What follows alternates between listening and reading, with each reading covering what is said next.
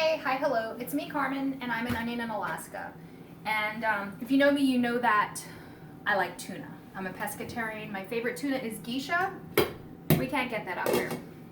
And the other tuna tastes like cat food. So I make my own tuna. Not like manufacture it or anything, but it's easy to do. You can either use fresh or frozen tuna. I get the ahi grade. And you're just gonna poach it with some seasonings. As you guys can see, this is not my favorite pot because my favorite pot has some white beans going in there. You just want to flavor your water a little bit. You have to use paprika, right? Okay, so this is ahi grade tuna. It's still not all that expensive. Please, please, rinse your meat off. You can pause.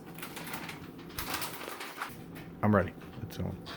Okay, so basically you want enough water to cover your tuna just a little bit, and then we're gonna let it poach for 7 to 8 minutes. At the 7 to 8 minute mark, you're gonna break it with a fork to see if it's still pink inside.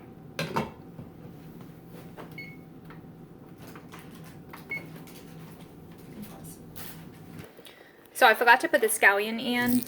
You don't have to chop it. You could just rip it. You just want the flavors to get in. We'll put fresh scallions when it's done.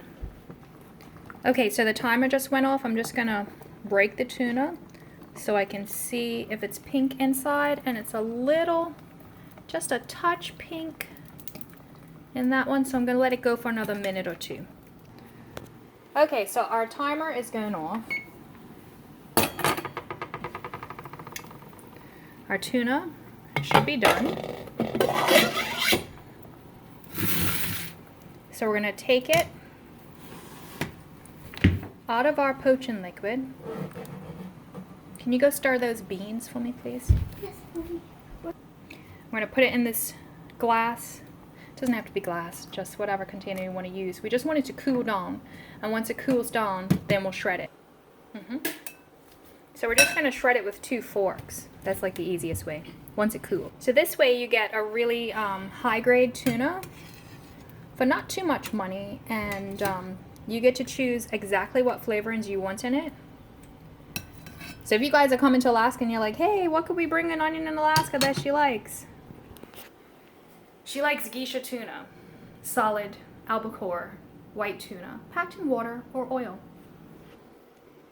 So this is going to take about 20 plus minutes to cool down. If you wanted to rush it, you could lay it flat on like a small sheet pan and pop it in the freezer.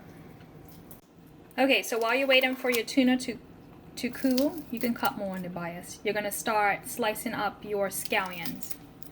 The green onions, I have a little helper doing my green onions. Try and turn your scissors at an angle so you get like a little bias cut. Okay. And this is for afterwards, for when they're cooled. And you start mixing it up.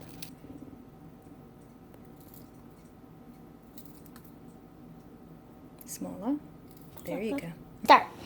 Okay, so what I'm going to do is I'm just going to start shredding the tuna with my forks.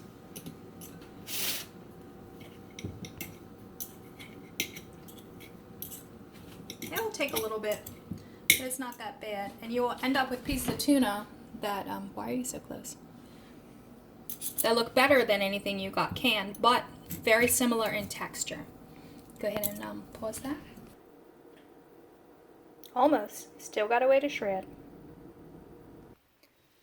Okay, so at this point our tuna is all flaked, and what you could do, because this is a pound of tuna, so that's 16 ounces, you could freeze a portion of this, like in a nice little storage container or reusable plastic bag or whatever, but there's a lot of us in our household, so we're not going to have leftovers. We're going to go ahead and add in the green onion to it. Careful. Don't have to go fast. So yes, you seasoned your water. You're still going to season your tuna with paprika, seasoning salt, black pepper, or to your taste. But you do definitely need a little bit more salt.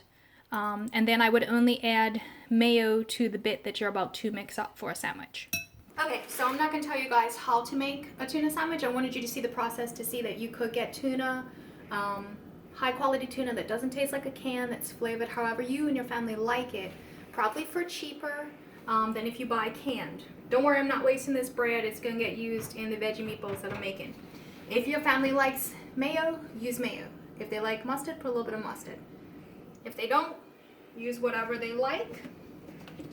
If you're a relish person, add relish. If you're not a relish person, don't add relish. I just want you guys to know that you can do it yourself. You can do it relatively inexpensively, and you can really like the quality. My mom always said to butter your bread so your sandwich don't get soggy. Anyway, I'm an onion in Alaska.